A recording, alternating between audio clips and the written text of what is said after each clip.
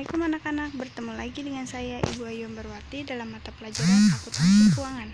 Hari ini kita akan mempelajari materi bab 2 yaitu sistem piutang perusahaan. A. Mengenal piutang. Definisi piutang. Piutang merupakan klaim suatu perusahaan pada pihak lain untuk perusahaan dagang dan manufaktur. Jenis piutangnya adalah piutang dagang dan piutang lainnya. Entitas menyebutkan piutang terkait dengan pendapatan sebagai piutang usaha.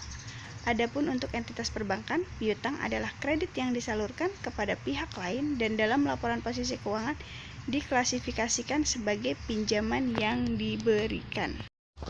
2. Macam-macam piutang. Piutang dibedakan menjadi beberapa macam, yaitu dilihat dari ada tidaknya dokumen tertulis yang menyatakan kesanggupan membayar.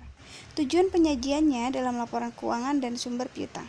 A. Dilihat dari ada tidaknya dokumen tertulis yang menyatakan kesanggupan membayar, yaitu piutang dagang atau akun receivable, piutang wesel atau notes receivable. B. Dilihat dari tujuan penyajiannya dalam laporan keuangan, piutang lancar atau current receivable, piutang jangka panjang atau non-current receivable.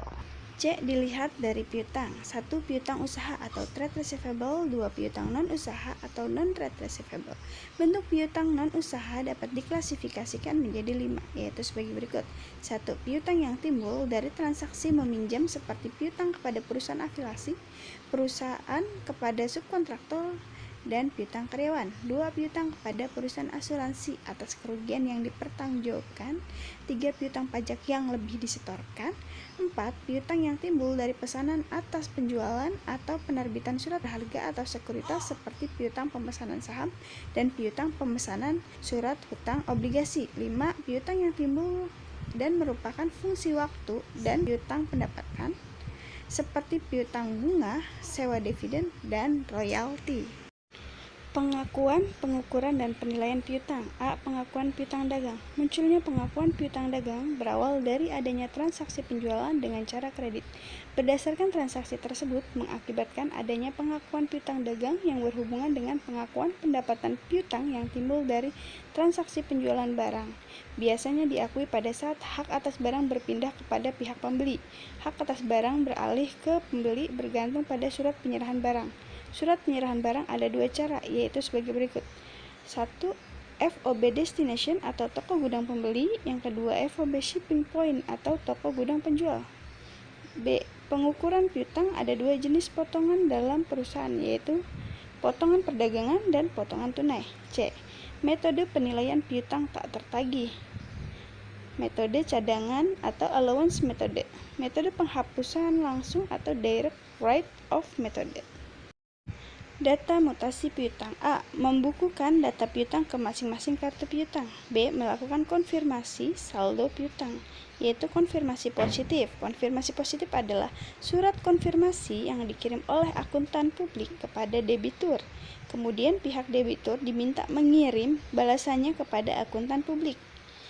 Selanjutnya, konfirmasi negatif. Konfirmasi negatif adalah surat konfirmasi yang dikirim oleh akuntan publik kepada debitur. Jenis-jenis surat konfirmasi piutang tersebut adalah sebagai berikut. A. Konfirmasi piutang akhir bulan. B. Konfirmasi satuan piutang. C. Konfirmasi elemen terbuka atau konfirmasi faktur yang belum terbayar. C. Piutang wesel. Piutang wesel merupakan jenis piutang yang muncul karena penjualan barang disertai dengan perjanjian secara tertulis. Piutang wesel memiliki kekuatan hukum yang mengikat. Hal ini dikarenakan adanya perjanjian tertulis dalam bentuk surat wesel. Surat wesel merupakan surat perjanjian tertulis dalam jual beli barang atau jasa secara kredit. Surat wesel berbeda dengan surat promise. Perbedaan keduanya dapat dilihat pada tabel di bawah ini. Perbedaannya, wesel. Yang pertama, wesel adalah surat perintah untuk membayar. Yang kedua, penarik dan yang berkepentingan terdiri atas 2 pihak. Yang ketiga, pembuatnya adalah pihak yang mempunyai piutang. Yang keempat, memerlukan akseptasi. Nah, jika promise adalah surat janji untuk membayar. Yang kedua, penarik dan pihak yang berkepentingan berada di satu tangan. Yang ketiga, pembuatnya adalah pihak yang berhutang. Yang keempat, tidak memerlukan akseptasi.